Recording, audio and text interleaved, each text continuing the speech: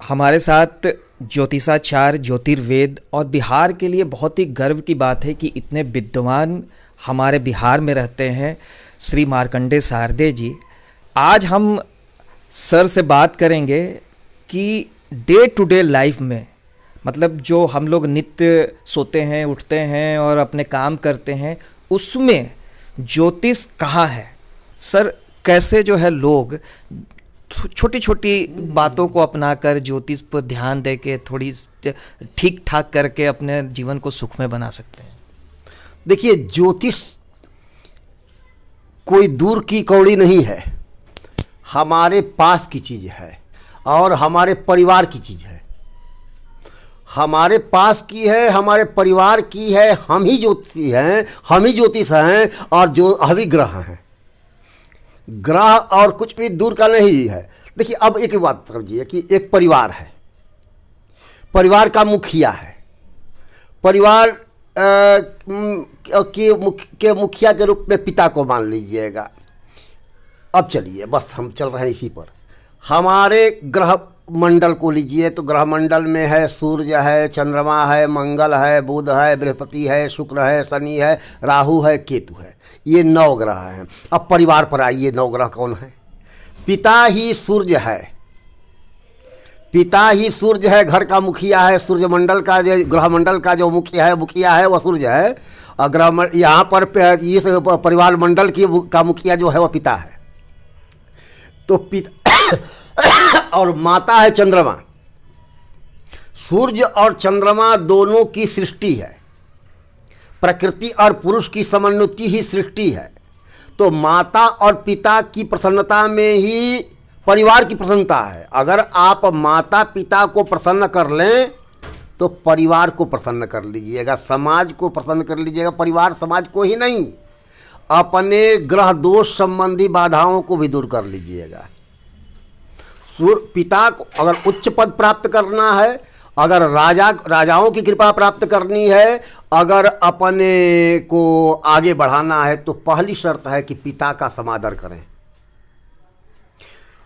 अगर प्रेम भावुकता है, मातृत्व है, अपने शरीर, देखिए सूर्य जो है हड्डी संबंधी बीमारियां भी दूर करता है।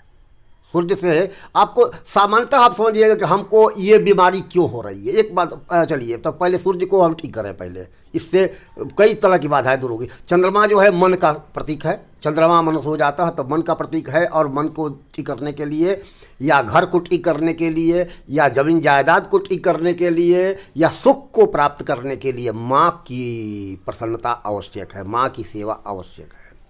ये माता पिता हुए। भाई मंगल का स्थान है। मंगल मतलब भाई, भाई मतलब मंगल। तो भाई को ठीक रखिएगा तो मंगल संबंधी ग्रह जन्य बाधा जो है वह दूर रहेगी। बुध जो है वह मामा और साला दोनों का प्रतीक है। तो मामा और साला से अगर रिश्ता बढ़िया रखिएगा तो वह बुध भी ठीक रहेगा। बृहस्पति का स्थान जो है गुरु का और पुत्र का भी है। संतान संबंधी, संतान के प्रति प्रेम रखिएगा, संतान को स्नेह दीजिएगा, तो गुरु को समादर दीजिएगा, गुरु को प्रतिष्ठा दीजिएगा, तो गुरुजन्य समस्त बाधाएं दूर होंगी। फिर बतलाएंगे हम गुरुजन्य बाधा क्या होती है, शुक्रजन्य बाधा क्या होती है, बतलाएंगे। अब चलिए, पत्नी का स्थान जो है वह शुक्र है। शुक्र, अब या आप स्त्री हैं तो पति का स्थान शुक्र है। तो शुक्र संबंधी दाम्पत्य बाधा को दूर करने के लिए शुक्र की प्रतिष्ठा आवश्यक है। मतलब पत्नी में प्रेम आवश्यक है, या पति हैं तो पत्नी के प्रति प्रेम रखें अधिक। पत्नी हैं आप तो पति के प्रति अधिक लगाव रखें, समादर दें। उससे जो है शुक्र संबंधी सारी बाधाएं दूर हो जाती हैं। शनि जो है सेवक का प्रतीक है। तो सेवक संबंधी जो है वह, सेवक का मतलब हुआ कि अपने अधीनस्थ जो भी हैं, आपके जो अधीनस्थ लोग हैं उनको सुख दीजिए, उनको प्रसन्न रखिए। देखिए, आप पर वह जीता है व्यक्ति, तो स्पष्ट है कि उसके दुख सुख के भागीदार आप बने।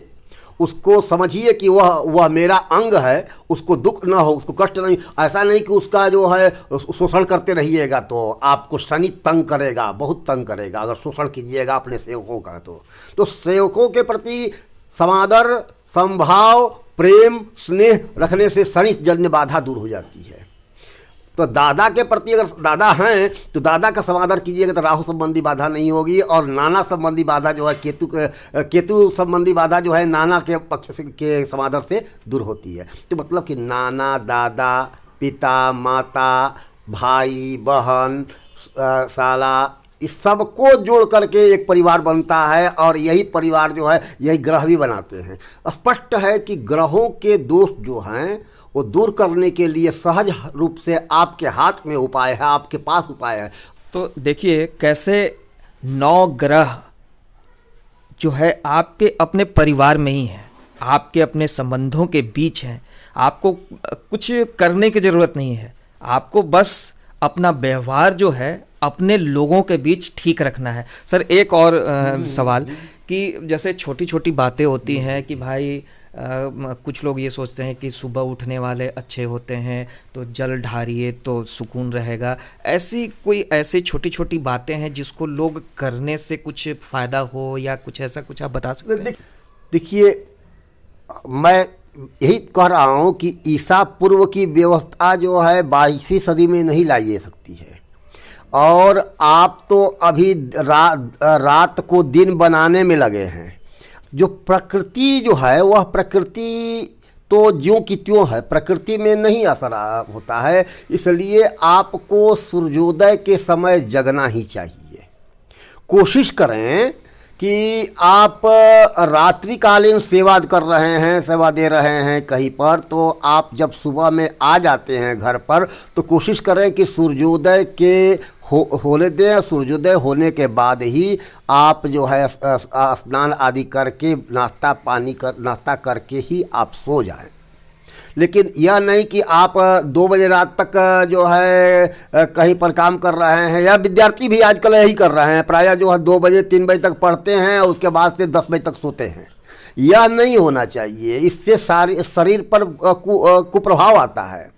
सर एक इस एपिसोड में लास्ट क्वेश्चन, एक बहुत महत्वपूर्ण क्वेश्चन है कि आज इतना भाग दौड़ है जीवन में कि हर कोई थोड़े मानसिक दबाव में रहता है, तनाव में रहता है, और उसका असर जो है उनके आपसी रिश्तों पर होता है कि छोटी छोटी बातों में तुरंत आदमी जो है गुस्सा हो जाता है, उनका मिजाज चिढ़ जाता है।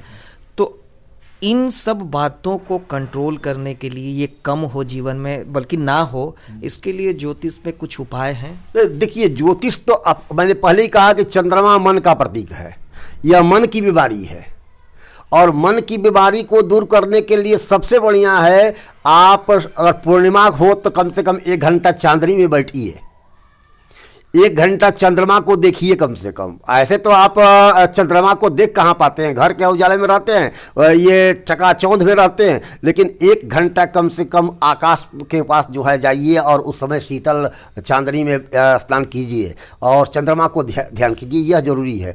मन को केंद्रित करने के लिए हमारे यहाँ रुद्राष्टाध्यायी या रुद्राष्टाध्यायी का पाठ होता है, जो है ये रुद्राभिषेक होता है, उसका पहला अध्याय है, उसको कहते हैं शिव संकल्प सूक्त। शिव संकल्प सूक्त जो है, ओम जजाग्रतो दूरमुदयति दैवं तदुसुप्तस्य तैवैति दूरंगमं ज्योतिकां ज्योतिरेकं तन्मे मनः शिव संकल्पमस्तु। ये जो है, ये जो इन मंत्रों का जो पाठ करने से भी मन की शांति होती है। मैंने यह भी कहा कि माता की कृपा प्राप्त करने से भी मन की शांति प्राप्त होती है। सुख, माता का सुख है, असली सुख है। तो माँ के प्रति आप अगर प्रेम रखिएगा, माँ के प्रति लगाव रखिएगा, तभी मन को शांति होगी। देखिए, आपका प्रश्न जो है वह प्रश्न इसलिए ऐसा आ रहा है कि चूंकि अब पारिवारिक संरक्षण से वो हम दूर होते जा रहे हैं। पिता का स्नेह नहीं मिल रहा है, माँ का स्नेह नहीं मिल रहा है, भाई का प्रेम नहीं मिल रहा है, मित्रों के दोस्तों से हम दूर होते जा रहे हैं और अपने में खोए रहते हैं, और खूब होता है तो पति पत्नी और हमारे बच्चे बस इतने ही पर रहते हैं। तो इसलिए अनेक समस्याएं आती हैं। अपने को व्यापक बनाना होगा, अपना जो है जो दायरा है उसको आगे बढ़ाना होगा, तभी हम सुखी रह सकते हैं। नहीं तो ऐसे ही अपने में जीना, अपने में मरना होता है। ये कारण यहीं पर होता है। देखिए, टेंशन कहाँ पर होता है? एक तो भगवान पर भरोसा रखना होगा आपको, अपने ऊपर ईश्वर को मानना होगा। जो नहीं मानते हैं वे ही आज के नवयुवक क्यों जो है आत्मघाती होते जा रहे हैं। इसलिए होते जा रहे हैं कि वे अपने कार्य को करते हैं और चाहते हैं कि हाँ, जब उनको सफलता नहीं मिलती सोचते हैं तो अब तो मेरा जीवन बेकार हो गया।